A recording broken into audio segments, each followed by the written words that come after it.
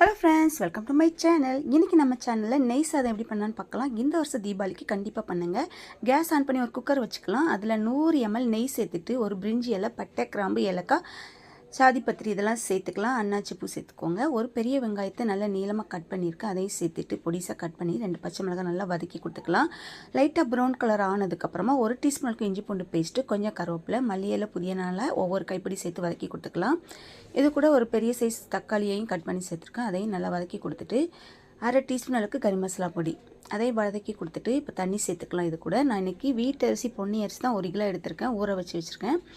1 கிலோவுக்கு 1.5 லிட்டர் அளவுக்கு தண்ணி சேர்த்துக்கலாம். 1 கப் எடுத்திங்கன்னா 1.5 கப் அளவு தண்ணி சேர்த்துக்கோங்க.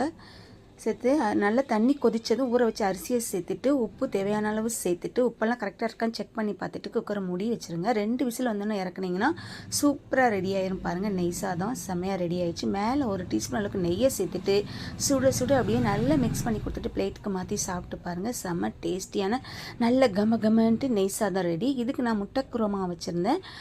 இல்லை, நீங்கள் சிக்கன் குருமா கூட வச்சு சாப்பிட்லாம். செம்ம டேஸ்டியாக இருக்கும். முட்டை குருமாவும் வெஜ்ஜு குருமாவும் நாங்கள் வச்சோம். அதை வச்சு சாப்பிட்டே நல்லாவே இருந்துச்சு.